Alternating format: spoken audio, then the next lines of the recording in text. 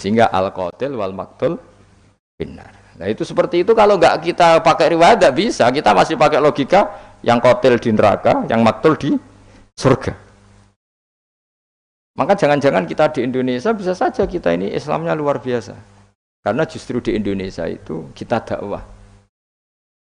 Makanya di guyonan kiai terkenal itu. Ini kisah nyata tapi jadi guyonan, tapi nyata. Ada orang dari beberapa negara, iya nggak apa-apa. Imam akbarnya saja nggak dapat apa-apa. Wah mereka cerita, wah kalau di kita digaji gini. Karena negara sudah peduli sama imam masjid, sama imam musola gini. Nah, setelah dia bangga sama kiai Indonesia digosok. Makanya kamu sholat terus ya, takut potong gaji. Itu kagetnya bukan main yang ulama-ulama internasional. Karena kalau 1 bulan itu gajinya pas itu cerita 70 juta yang kelas Timur Tengah itu. Bisa kamu bayangkan berarti per sholat berapa ya? Kan 1 sholat itu 5 ya. 5 kali 30 berapa? 150. Berarti per sholat nilainya sekitar 1 juta ya? 500 ribu ya? Berarti kalau nggak sholat 2 kali potong 1 juta. Oh kagetnya bukan main ketika digojlok ulama Indonesia. Makanya kamu sholat terus ya, takut potong. Akhirnya Indonesia khair, Indonesia bagus kan ya. Mergo ra usah apa? Ra usah gaji. Meskipun ya mutang-mutung bolak-balik. Nah ini cerita, yaitu guyonan, tapi itu masuk akal. Jadi kita ini jangan, kadang-kadang kita ini merindukan Indonesia kayak negara-negara di sana yang imam masjid diapresiasi oleh negara, muadzin diapresiasi, itu oke. Mungkin pada sisi negaranya bagus karena ngurus orang-orang soleh. Di sisi orang solehnya yang masalah karena mengganggu ikhlas. Jadi kayak wong kiai disuwani wong ayu kan. Wong ayu ini delok kiai jari ibadah, kiai ini sing masalah nek mendelok terus. Jadi ya jari delok wong alim kan ibadah, sing masalah sing wah repot tuh. Ya kayak tadi, negara berbuat baik sama kiai, misalnya kiai digaji gini, negaranya baik karena ngurmat kiai, tapi kiai tergantung gaji ini yang mulai masalah. Itu yang tahu ulama, lagi-lagi ulama. Makanya saya itu sama ulama itu hormatnya Masya Allah. Saya itu dulu Mbah Mun itu tidak pati suka sama apa-apa di manajemen. Termasuk saya dulu pernah tanya, kenapa beliau kurang suka misalnya yatim piatu dititipkan di satu manajemen. Jawabnya Mbah Mun itu lucu. Aku kepengin wong anut hukume pangeran, misalnya yatim ya kewajibannya ning keluarga. Ngono iku ngelatih wong lali kewajibane. Ya ngelatih orang lali kewajiban.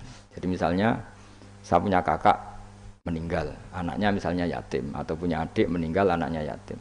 Agama ini kan punya aturan, kewajiban pertama pada ibunya, pada pamannya, pada keluarga dekatnya.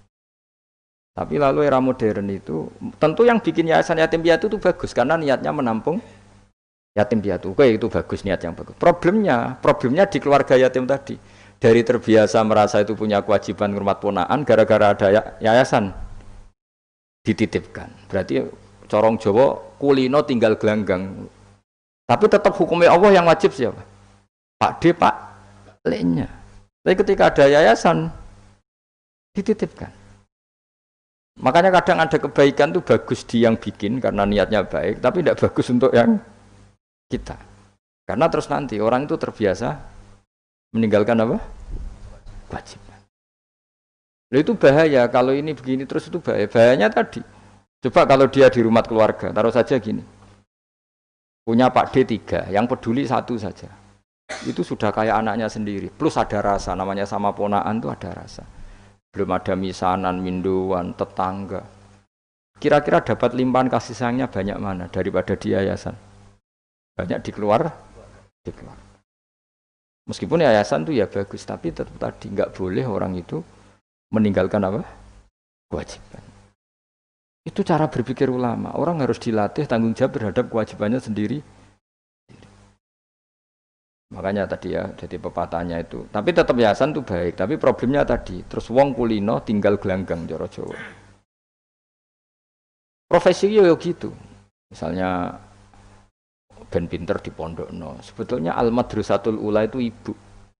Anak mbok pondokno sekira tanggung jawab. Sebetulnya pelajaran pertama dari anak adalah perilaku orang tua. Enak terus pondokno pas rano kiai, mun yai kula pas ra bongkokan anak kula dadekno wong saleh. Terus piye karepe sing di anak iku Sopo. Percontohan anak itu pertama orang tua. Tapi saiki nah kiai ini apa? Nggak lembaga pendidikan ben orang bisa belajar. Wong tuane sing kuwaco. Terus ora tanggung. Makanya lucu kan akhirnya kiai itu sakit didik santri seneng akhirat mulai diwari kedunyan meneh mbek wong tuane. Dadi anggere mulai kambuh. Mondok apik neh kok mulai. Karena tadi. Ya saya ulang lagi ya. Jadi Allah itu layak kulu walayanamu walayasrob. Allah itu enggak tidur, enggak makan, enggak minum, sehingga enggak bisa ditiru. Yang bisa ditiru itu sesama manusia. Mulane waskur Ismaila wal Yasa wadal kifal nabo ihdinas siratal mustaqim siratal ladzina an'amta alaihim. Maka ketika kita nanti masuk surga, tu faulaika ma'al ladzina an'ama Allahu alaihim minan nabiyyin wasiddiqin wasyuhada'i wassalihin wa hasuna ulaika rafiqo. Jadi enggak bisa kamu soleh sendiri itu enggak bisa. Karena kalau soleh sendiri pasti dipimpin khayal, itu tak jamin pasti dipimpin apa? Khayal. Hingga harus ada sanad. Ya, makanya laulal isnad laqala man sa'a ma sa'a. Andai kan enggak ada sanad, maka orang mau ngomong apa saja diomongkan. Makanya kita butuh napa? Butuh sanad. Kalau terusakan ya. Terus nanti Rabbus samawati wa ma min ilahin illallahul wahidul qahar. Rabbus samawati.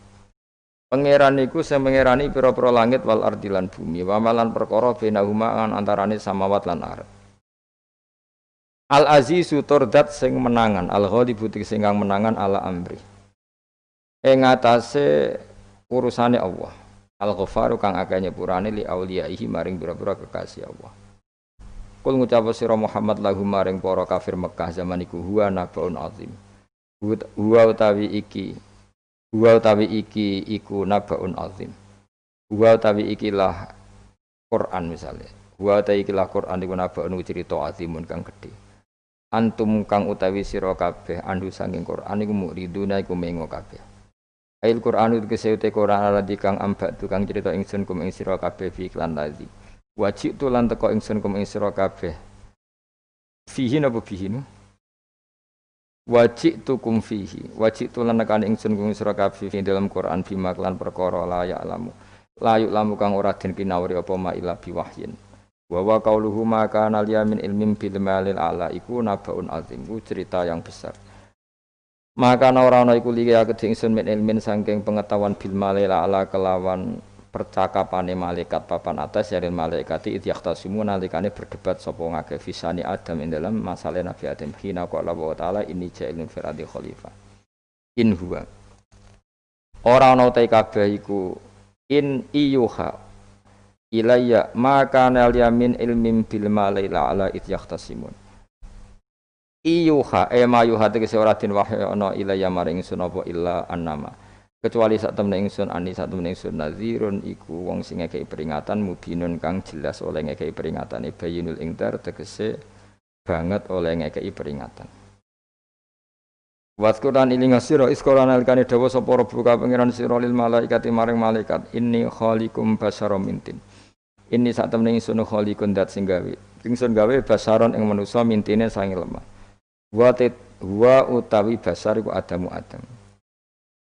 Faidha sawaituhu mongko nalikane wis nyempurnano ingsun hu ing Adam atmam tu tegese nyempurnano ingsun hu ing Adam wa nafakhtu lan yub ingsun ajra itu tegese melakono ingsun fi ing dalam Adam min ruhi sanging roh gawean ingsun wa namanani sanut kula man min ruhi sanging roh gawean ingsun ora bermaknane min ruhi sanging roh ingsun berarti Adam ditiup ruhi Allah terus di Adam ada ruhi Allah kuwi dadi setengah Nasrani kuwi dadi Roh Kudus dadi mulane